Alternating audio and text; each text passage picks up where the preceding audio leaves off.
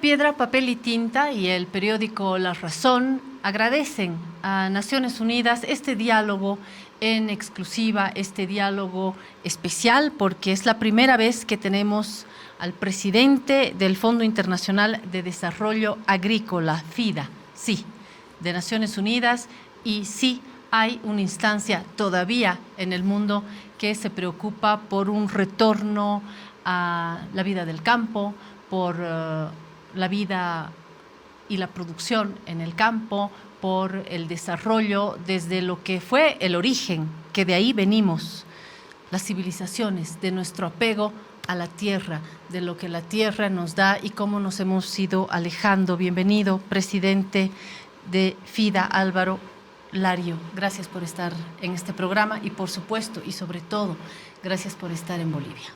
Muchas gracias. Es un placer estar aquí en Piedra, Papel y Tinta. Para mí es un honor, después de haber estado inaugurando con el presidente Arce hoy el Año Internacional de los Camélidos y de ver algunos de los proyectos que hemos estado invirtiendo en Bolivia durante las últimas décadas. Acabo de estar en Curahuarga de Carangas, he estado en Turco, toda el área de Oruro, y ha sido muy especial ver a la gente allí y cómo una pequeña inversión puede hacer tanta diferencia. Yo creo que en medio de tensiones políticas lo que tenemos que hacer es reconocer una iniciativa del entonces gobierno de Evo Morales para proponer este año con el apoyo de otros países, con el apoyo finalmente de la comunidad internacional, y reconocer también el dar continuidad y el hacer posible este año internacional acá en Bolivia con el presidente Arce, que ha retomado el hilo. Si así fuera todo en la política estaríamos mejor. Qué bueno que por lo menos con este proyecto hayamos logrado un tránsito armonioso, no solamente dentro del país, sino por fuera y atravesando los distintos países, las distintas prioridades que se da para darle el lugar que se merece a esto, ¿no? A estos proyectos, a este concepto de vida también. ¿Cómo lo han conceptualizado? ¿Cómo lo han originado? ¿Por qué tenemos que tener un año internacional dedicado a los camélidos? Bolivia ha sido un líder en torno a los camélidos durante muchas décadas, está liderando junto a Arabia Saudí este año a nivel internacional. Yo creo que ha sido un modelo de éxito. Si nos acordamos, hace muchas décadas la carne de llama no era valorada, se vendía a unos precios muy bajos que no permitían una vida digna. La fibra, el tejer no se tenía en cuenta, no era algo relevante. Yo creo que lo importante ha sido que a través de la inversión, de la maquinaria, de lograr unas cadenas de valor en los cuales estas personas rurales reciben, y estas comunidades, un precio digno, que tienen acceso a los mercados. Se ha revalorizado la carne de llama a unos precios, se ha aumentado tremendamente la producción de lana. Así que yo creo que ha sido un éxito total y Bolivia ha sido un líder a nivel mundial de esta revalorización de estas cadenas de valor. Y tenemos esta riqueza que se traduce, por supuesto, en su carne, en su lana, pero además es un espectáculo de la naturaleza. Estoy recordando el texto Cándido de Voltaire, cuando se describía en El Dorado a estas ovejas rosadas gigantes, decía el narrador, eran pues nuestros camélidos. Y creo que la clave está en eso, en el retorno, siempre va a estar en el retorno al origen, en el retorno a la tierra. Así que, Álvaro, primero quiero agradecerle, y lo hacemos siempre con música, para retornar a los orígenes, para retornar a lo auténtico, para retornar a la tierra. Le regalo esta canción, que es una cueca de Matilde Casasola, se llama De Regreso, y la interpreta una joven voz, Vero Pérez. Para Álvaro, para usted también, De Regreso.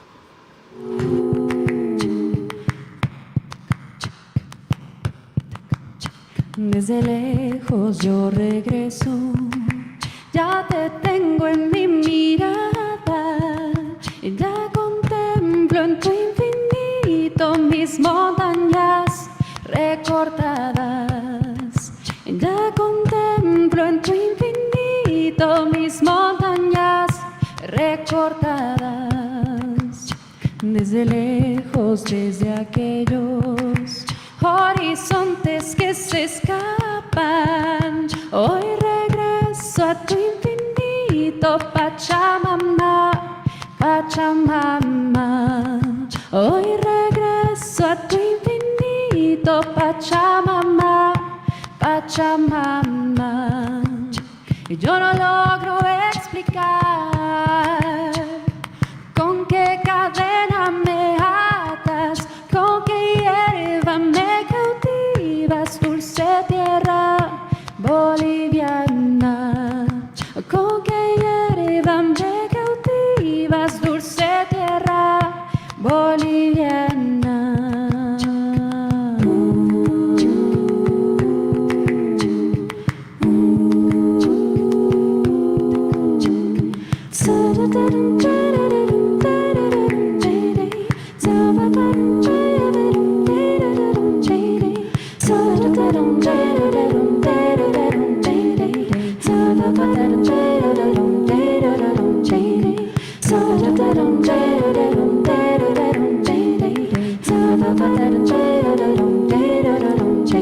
Desde lejos yo regreso a tus piedras trabajadas por titanes ignorados que cobijan la altipampa, por titanes ignorados que cobijan la altipampa.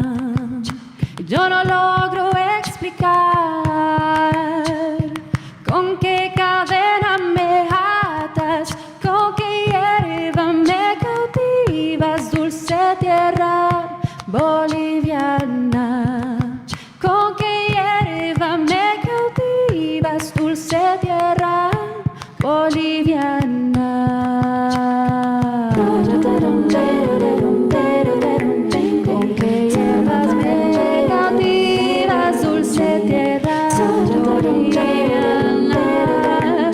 Con qué hierba me cautivas, dulce tierra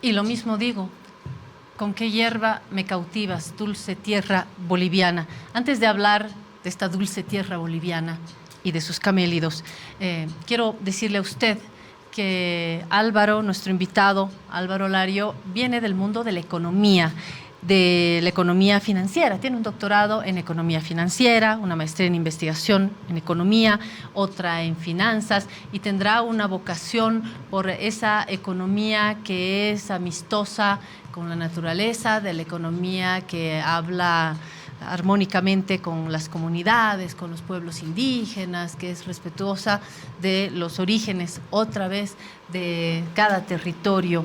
Y hay que decir algo de FIDA también, porque es la primera vez que tenemos una representación de FIDA, de Naciones Unidas, en nuestro país. Es una institución financiera internacional, organismo especializado, les decía hace unos instantes, de Naciones Unidas, con sede en Roma. Sirve como un principal mecanismo de la ONU para abordar desafíos en el sector de la alimentación y la agricultura. Y esto lo subrayo porque ¿quién se acuerda hoy de la verdadera alimentación, de la sana alimentación y de una agricultura que se sostenga, que no esté tan apegada a estos otros mecanismos que son útiles, pero finalmente estos mecanismos que son más artificiales y que a lo largo de este tiempo nos han alejado de la tierra? Yo no sé si le parezco muy soñadora, pero cuando me dicen agricultura, cuando me dicen campo, cuando me dicen mundo rural, pienso en esto y pienso de pronto con cierta melancolía en nuestra convivencia con la tierra. ¿Vamos bien con FIDA? ¿Va por este lado, Álvaro? Bueno, en primer lugar, Claudia, muchas gracias por la canción que demuestra el rico patrimonio de Bolivia, no solo cultural, sino que estos días lo he visto también en términos también gastronómicos. Nosotros tenemos una inversión aquí en La Paz, la Escuela Marca, que trae a jóvenes de zonas rurales, les enseña muchas veces a cocinar con los productos autóctonos, locales. Tuve la suerte de comer con ellos, de escuchar sus historias.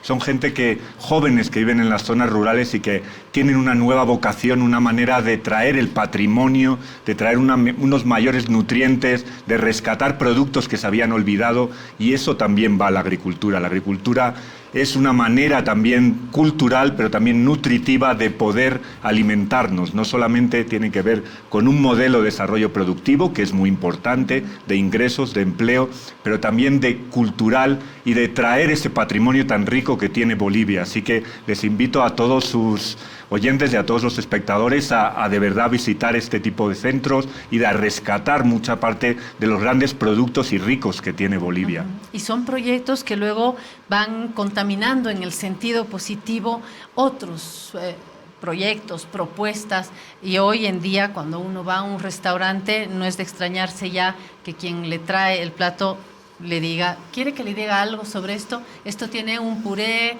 de habas con quinoa de tal color, con salsa de tal. Entonces, de pronto recuperamos en ese sentido los sabores, las combinaciones, y nos estamos alejando, Álvaro, de los camélidos. Vamos a volver a la agricultura y vamos a volver al campo, pero creo que tenemos que hablar de estos proyectos. ¿Por qué?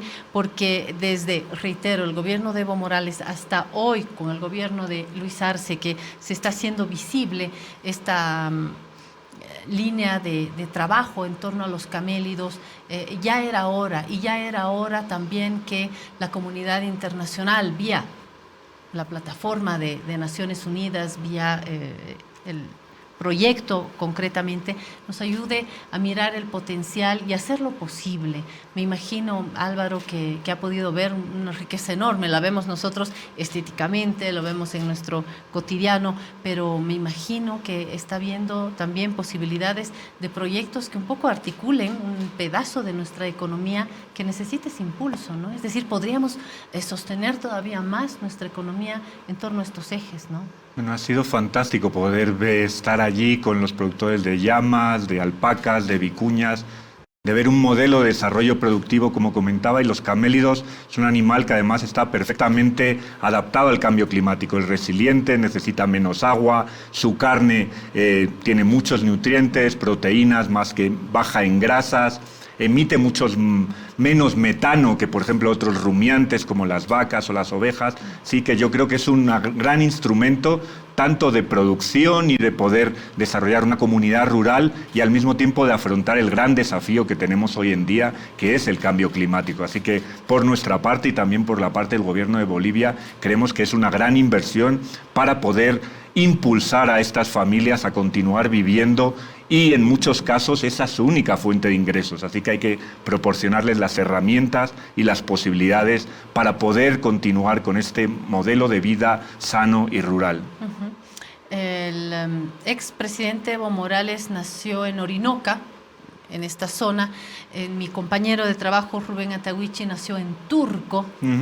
Y su padre, que de formación es profesor, se dedicó por determinadas circunstancias, una de ellas es el anclaje en el lugar, por supuesto, a la crianza, al conocimiento de los camélidos, al trabajo con el charque, por ejemplo, que es fabuloso. Sí. Y ahí la familia de mi colega, pero muchas otras comunidades, porque además son proyectos colectivos, han encontrado la manera de darle valor a este proyecto, que no solamente es carne, ¿no?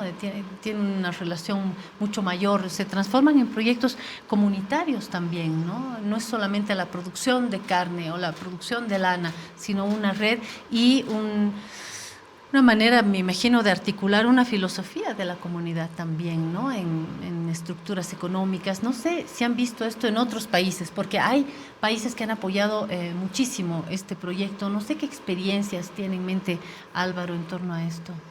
Ha utilizado una palabra muy importante, Claudia, que es anclaje. En este caso, nosotros ponemos a la mujer en el centro de buena parte de estos modelos rurales de producción, bien sea en la venta, en su intervención, porque sabemos que las mujeres además permiten tener un mayor ahorro, invertir en la familia. Así que para nosotros es muy importante ese anclaje en la parte cultural, pero también en la parte de género, y dar un valor y un liderazgo y una voz a la mujer en buena parte de estas comunidades. Esta es una parte muy importante. También otra parte son los pueblos indígenas. Valorizar buena parte de sus costumbres, de cómo trabajan con la naturaleza, que tenemos que aprender mucho sobre ello, y es algo que para nosotros es fundamental. No solo hay un modelo productivo, tiene que haber unos ingresos, pero también cómo conseguir valorizar el mundo rural, porque al final buena parte de todos nosotros, nuestras familias, hace 1, 2, 3 generaciones tenían una relación muy fuerte con la agricultura, con el mundo rural. Ahora muchos de nosotros vivimos en ciudades,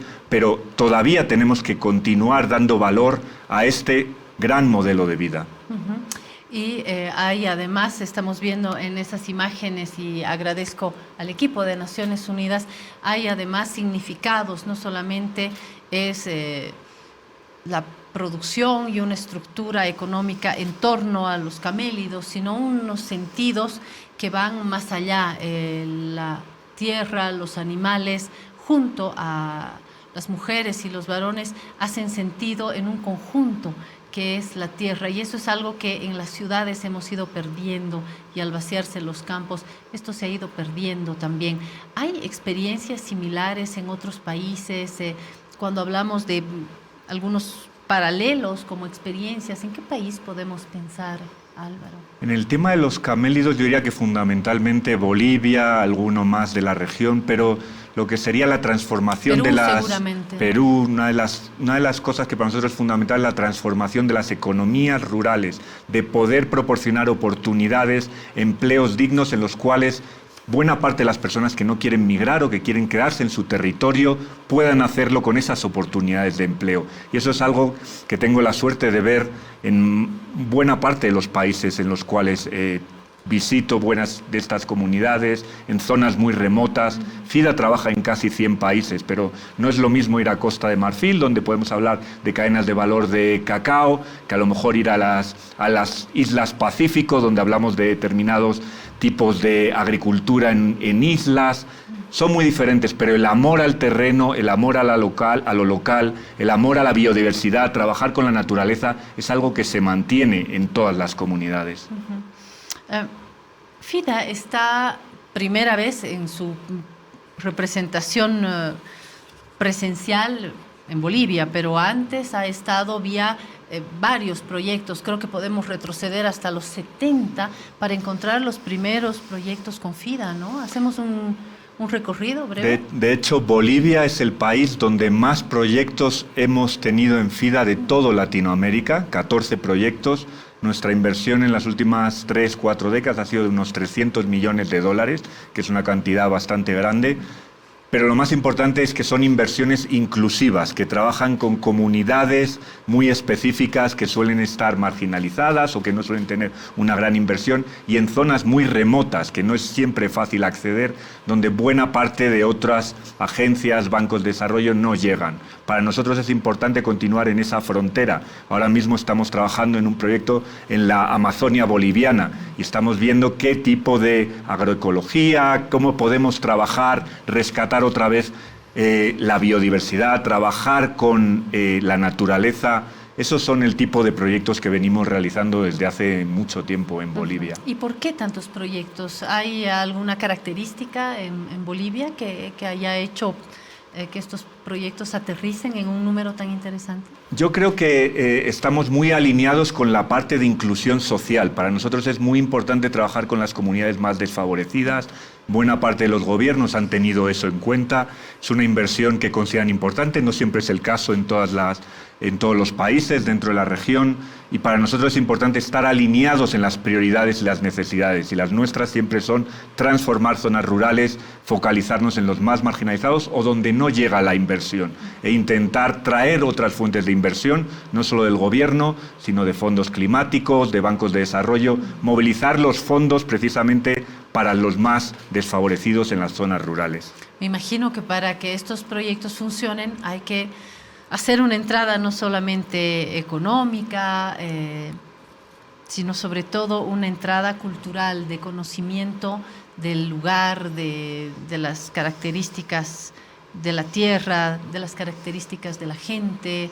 Me imagino que hay que entrarle primero por ahí para luego desarrollar un proyecto ya más económico, un aparato económico en la zona. Yo creo que eso es lo más importante en nuestras inversiones. Si nos diferenciamos de otras agencias, otras instituciones, es porque trabajamos con las comunidades, trabajamos con sus necesidades. En el caso de Bolivia hay una cosa muy bonita, que es que las propias comunidades deciden cuáles son sus prioridades, deciden cuáles son, dónde deben de invertir el dinero, y nosotros les acompañamos. En otros muchos países nosotros tenemos que estar más encima, teniendo que tener una serie de controles, decidiendo esto, lo otro, pero en Bolivia son ellos mismos los que se han apropiado, tienen claros cuáles son las necesidades, y en las propias comunidades deciden hacia dónde deben de ser. Deben priorizar el agua, deben priorizar la inversión en la transformación de la carne, deben de ser corrales móviles. ¿Qué es lo que puede tener un mayor impacto? Entonces, esa apropiación de la comunidad es lo más importante. De hecho, en buena parte de nuestros proyectos, ellos también invierten. Una parte de la inversión viene de ellos. En algunos proyectos, incluso hasta el 30%. Son ellos mismos los que también ponen en común esos fondos. De ahí esa apropiación que tienen de la inversión. No somos nosotros los que decimos estas son las prioridades, las comunidades deben hacer eso, sino que hay una inclusión dentro del proyecto. ¿Quién quiere hoy vivir en el campo? Todos queremos estar en la ciudad, todos queremos un semáforo, un celular, queremos estar en el metro, en el teleférico. Los campos, otra vez, se están vaciando. Se están vaciando no solamente porque hay un imán hacia los centros urbanos, hay un imán hacia todo lo tecnológico, hoy todo traducido por el mundo digital. El que no tiene señal internet se siente...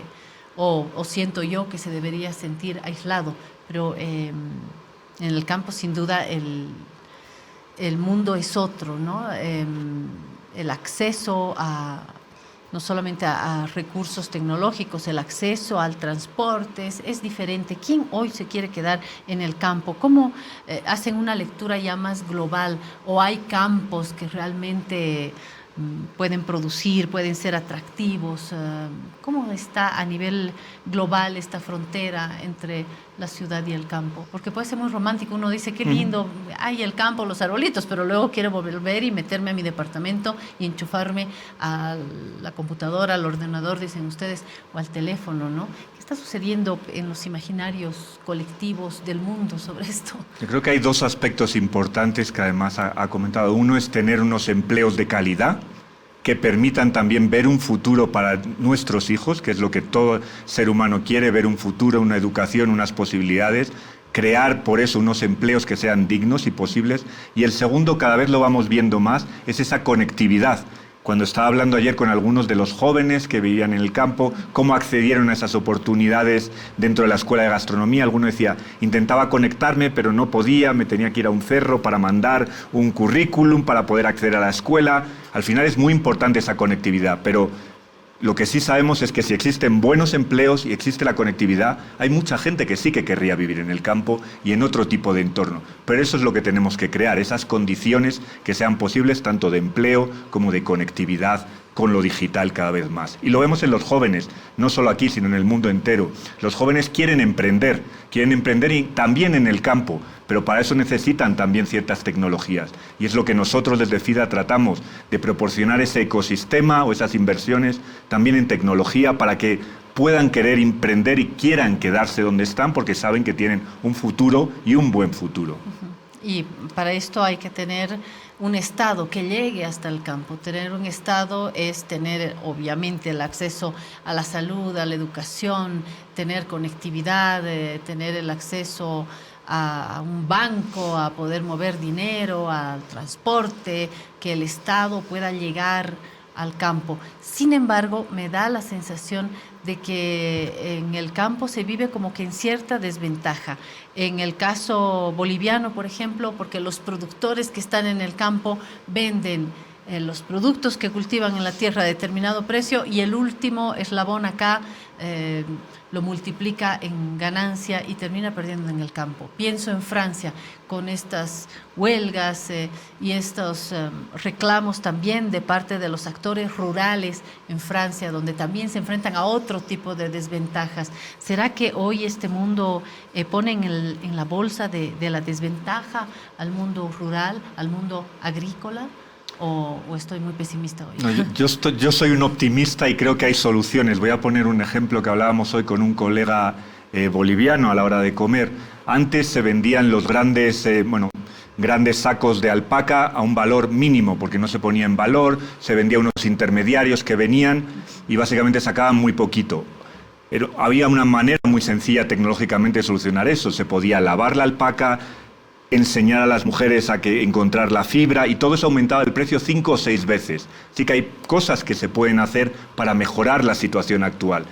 En muchos casos no vamos a pensar en un mundo idílico, porque el mundo idílico no existe ni en la ciudad ni en el campo, pero sí que tenemos que traer inversiones pequeñas o grandes que mejoren las condiciones de vida de las personas que actualmente viven en el campo, porque necesitamos también que haya una producción de alimentos y una producción de alimentos nutritivos, y hay que darle la importancia que tiene a estos pequeños agricultores que en muchos casos están ayudando a que nosotros en las ciudades y en el campo podamos vivir con alimentos que no siempre tienen que tener fertilizantes, que puedan tener un mayor valor nutritivo, y es importante que les ayudemos a realizarlo. Para ayudarnos a nosotros. Esta mañana justamente leía en La Razón un artículo sobre la longevidad y algunos expertos que hablan de la longevidad, pero en serio, ¿no? 120 años, 110 años, longevidad a ese nivel. Y decían en el artículo los expertos que todo es una cuestión de alimentos esencialmente, ¿no? De los hábitos alimentarios, y esto tiene que ver también con un buen trato al campo. ¿Estamos maduros mundialmente para asumir este desafío? ¿Y quiénes lo están haciendo? ¿Quiénes pueden dar el ejemplo? ¿Cuáles son los países que se portan bien? Bueno, en este caso hay un dato que siempre me parece bastante sorprendente y que yo creo que no todo el mundo esperamos. En el caso de la seguridad alimentaria sabemos que, y esto en el último informe que sacamos con la FAO en Roma, FIDA y el Programa Mundial de Alimentos, la cesta de comida más cara a nivel adquisitivo de todo el mundo, uno pensaría que está en África porque no tiene suficientes ingresos. Pues no, es en Latinoamérica. Y eso, al final, la consecuencia es que buena parte de los productores de esos alimentos no se pueden permitir ellos mismos comer de manera nutritiva. Entonces tienen que venderlo, hay intermediarios, pero ellos mismos muchas veces ni siquiera pueden comer de manera nutritiva. A mí eso me parece un escándalo, que los propios agricultores no puedan tener acceso a los alimentos porque son demasiado caros. Esto me hace pensar en uno de los grandes problemas, la desigualdad. Y la desigualdad se para sobre el acceso diferenciado esencialmente a los alimentos, prioritariamente a los alimentos. Y hay hambre en el mundo. Antes teníamos las postales de África, ¿no? Toma tu sopa, si no mira este niño en el África. Hoy tenemos estos dramas un poco en todo lado y es fruto de las desigualdades, ¿no? Es impresionante ver hoy a gente o saber de cifras de niños, de gente que se va a dormir con hambre en estos momentos de la historia del mundo. Y por otro lado vemos los alimentos que se desechan, la cantidad de alimentos que se botan en centros urbanos, en los grandes centros. ¿Cómo podemos seguir viviendo estas paradojas? ¿Ustedes se ocupan de esto también? Trabajamos en estos temas. Como sabemos, hay 1 de cada 10 personas en el mundo que sufre hambre o inseguridad alimentaria, pero hay otro tema también bastante interesante y es que tenemos 3.000 millones de personas que sufren de obesidad. ¿Por qué? Porque comen alimentos que no son nutritivos, lo que llamamos comida basura. Así que estamos viendo también que se está produciendo el otro fenómeno, no solo en algunos casos de hambre y que no tienen acceso a esa alimentación, sino en otros casos que incluso teniendo acceso a alimentación, es una alimentación poco nutritiva y lo vamos viendo cada vez más en las ciudades por el tipo de vida que tenemos, pero el contenido nutritivo de los alimentos cada vez va empeorando y de ahí que tengamos a 3.000 millones sobre 8.000 millones de personas con obesidad también, lo cual es un dato sorprendente. por supuesto, entre otras cosas porque hemos ido degradando nuestra alimentación y hay sectores en el mundo que es hamburguesa y papa frita con su gaseosa hasta la muerte, ¿no? Y por otro lado estamos también frente a olas de comer nutritivo, no, pero que este pan tiene no sé qué contenido, que con gluten, que sin gluten, al final uno termina un poco mareado con todo esto. Quisiera hablar con Álvaro de esto, de lo que es la alimentación y de algunas líneas que se están dando y le damos una vueltita también a los camélidos. ¿Por dónde seguir? Por el camino de la buena alimentación, del trato amistoso que tenemos que tener, seres humanos, naturaleza. Estamos junto a Álvaro Lario, que es presidente del Fondo Internacional de Desarrollo Agrícola, FIDA. Hemos escuchado poco esta sigla, porque es la primera vez que está FIDA acá en Bolivia, aunque muchos años de proyectos, pero este encuentro es clave, este año internacional de los camélidos, por una iniciativa del Estado boliviano que se ha hecho realidad en este año.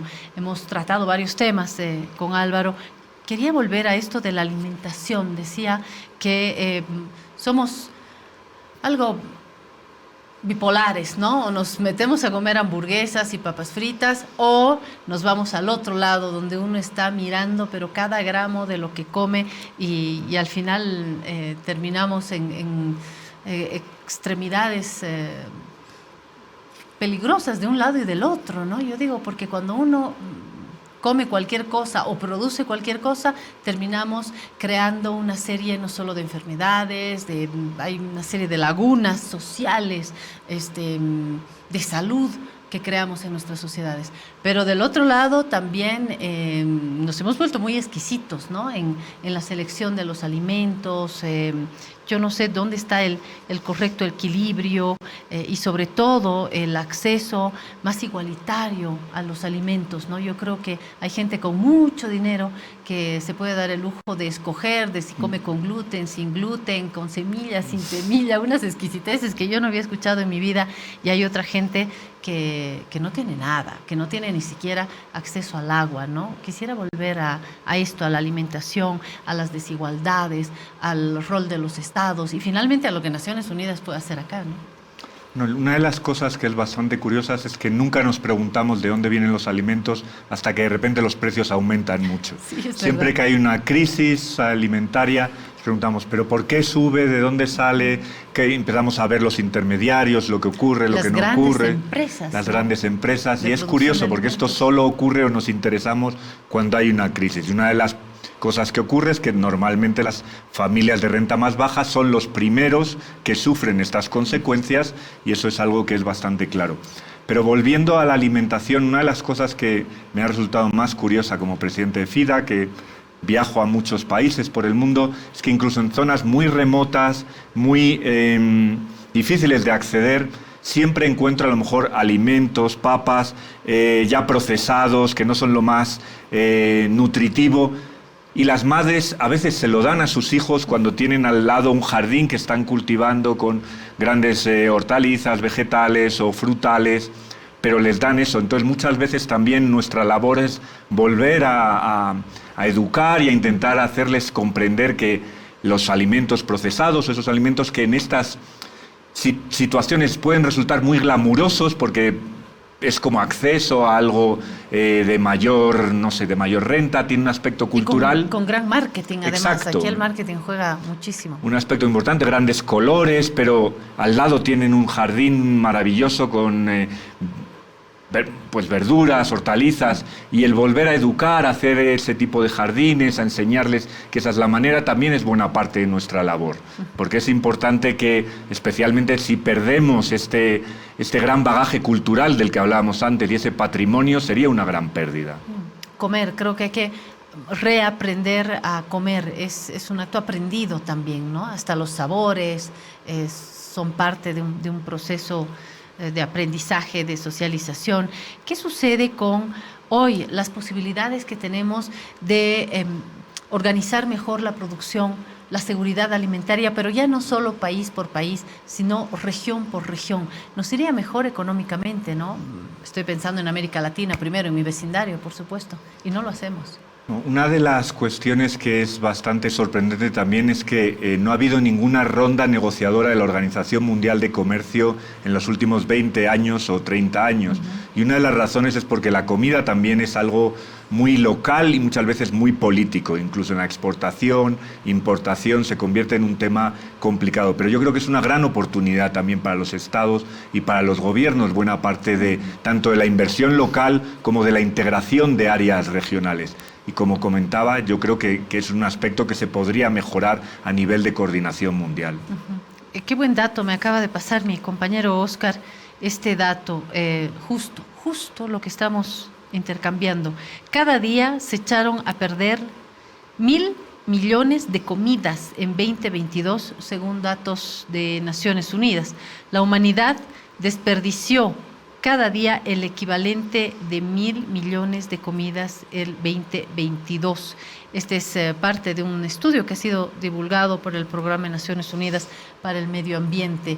Es tan paradójico, es inexplicable que a estas alturas de la historia, siempre digo, no tengamos un mínimo de coordinación, de inteligencia, de ética también, ¿no?, en la administración de nuestros alimentos. Sí, los datos aproximados, dependiendo del país, es que de un 20 a un 30% de los alimentos o se pierden en la cadena de valor, se desperdician porque no se comen, lo cual es sorprendente, lo cual nos dice también muchas veces que el problema en muchos casos no es tanto de distribución. A veces pensamos, bueno, pues mandamos comida a tal sitio y con eso solucionamos los problemas. No, hay que crecerla y conseguir crear determinadas cadenas de valor en el país, con producción local y con cadenas de valor local, con empleos locales, con transformación local, y ahí es donde conseguiremos valorizar de verdad esos alimentos.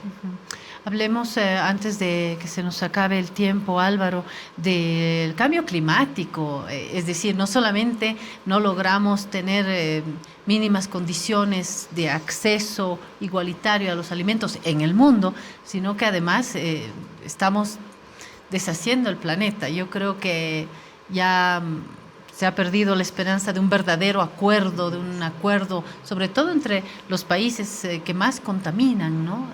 ¿Cómo hacemos para seguir avanzando en esto? Cambio climático y alimentación y desarrollo agrícola, es parte de lo mismo, ¿no? Una de las cosas, efectivamente, una de las cosas importantes es lo que comentaba ahora Claudia, y es que antes lo veíamos como cosas diferentes, veíamos la agricultura, los sistemas alimentarios, el medio ambiente como cosas que no tenían que ver unas con otras. Nos hemos dado cuenta en los últimos años que no, la agricultura contribuye a buena parte de los gases que se emiten y al mismo tiempo también puede ser una solución de buena parte de ellos. Entonces, en los últimos años intentamos encontrar métodos, maneras, soluciones, vehículos para producir de manera sostenible y resiliente. En muchos casos lo que ocurre es que el propio pequeño agricultor tiene que tomar buena parte de esos costes, y eso no es justo. Hay que ayudar a estos pequeños agricultores a hacer esa transición, en muchos casos, de los sistemas alimentarios. Se ha hablado mucho de la transición energética, de dejar el petróleo, de las energías renovables, pero no se ha hablado tanto de la transición de estos sistemas alimentarios, que en muchos casos contribuyen por cómo producimos también el cambio climático. Y cada vez es un tema que vamos hablando más, pero creo que los estados también deberían apoyar, en este caso sobre todo a los pequeños agricultores, a hacer esa transición con los métodos de producción. ¿Y hay alguna manera de salir de ese ayudar, apoyar y empoderarlos de una vez por todas para que más bien puedan ser motores no solamente económicos, sino los principales actores de una convivencia ética con la tierra, con los animales, con el entorno? Podrán ser motores también, y no solamente poblaciones cada vez más pequeñas a las que hay que ayudar, a las que hay que apoyar y poder empoderarlos finalmente. No sé si hay algún modelo en este sentido. Bueno, para nosotros el modelo no es tanto de ayuda como de inversión. Creemos que invirtiendo, proporcionándoles las herramientas, las técnicas, el capital en muchos casos para poder ellos mismos liderar ese crecimiento, es la manera de empoderarlos y de que ellos mismos sean los que lancen su propio crecimiento. Si el modelo alternativo es darles la comida, hacer una pequeña ayuda aquí y allá, pero no cambiamos las estructuras. Así que en nuestro caso eso tiene que ver con el desarrollo productivo, el empleo rural, el acceso a los mercados, el acceso al crédito, el acceso al agua, el acceso en muchos casos a la tecnología. Eso es lo que nosotros podemos apoyarles e invertir en ellos, que es esa parte importante. No es una ayuda, es una inversión para que en el futuro ellos mismos y ellas mismas puedan ser sostenibles. Álvaro, para terminar, si podríamos citar algún país o algunos países que nos señalen algún camino, buenos ejemplos, buenas experiencias de un retorno al campo o de países donde el campo tenga un lugar privilegiado en la economía. No solamente tiene que ver con las extensiones, tiene que ver con un modelo de Estado, con sociedades. ¿Hay países que tienen en mente, Álvaro? Pues los problemas son tan complejos, los retos son tan grandes que cada país tiene retos muy particulares. Por ejemplo, en muchos países africanos estamos viendo algunos que sufren de sequías durante los últimos 5 años, que no han recibido lluvia, otros que tienen inundaciones masivas, otros que tienen gran calidad de tierra, pero no tienen acceso a la financiación. En otros muchos casos simplemente tiene que ver con la conectividad digital. En algunos casos la complejidad de tener pueblos indígenas, la relación con el Estado. Son temas muy complejos. Yo creo que no hay una solución única ni un modelo, pero sí es importante que en cada caso atendamos a las necesidades locales. Esa parte que sean ellos mismos los que vean las necesidades, las prioridades, para nosotros es fundamental. Entonces, hablemos de Bolivia. En el caso boliviano, ¿dónde están las luces y las sombras bajo techo del campo y sobre la producción agrícola? ¿Qué hacemos bien y qué no hacemos bien? Yo creo que hay un gran potencial en Bolivia, especialmente si conseguimos invertir más en temas de agua, que es un caso muy claro. Ahora estamos trabajando también en traer y atraer financiación climática de fondos climáticos, recursos hídricos. Ese es un tema fundamental. Si queremos que haya al final un modelo productivo, tiene que haber agua. Agua y calidad de la tierra son dos de los elementos muy importantes. Y el segundo, evidentemente, es el acceso a los mercados, el apoyar también a esas asociaciones entre lo público y lo privado. Lo público no puede tampoco resolver todo, tenemos que ver cómo asociarnos también con el sector privado. Yo creo que esos elementos son muy importantes. Muchas gracias, no abuso más del tiempo. Álvaro Lario, presidente del Fondo Internacional de Desarrollo Agrícola. Gracias por traer a la agenda estos temas, por la presencia, por supuesto, en el país, por lo que se está haciendo con el Estado boliviano, lo que se está haciendo en estos puntos.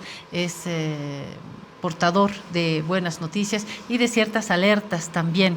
Si tuviera una grabación de Juan Luis Guerra, ojalá que llueva café en el campo, se la regalaría para terminar. No la tengo, así que simplemente gracias y bienvenido a nuestro país. Muchas gracias.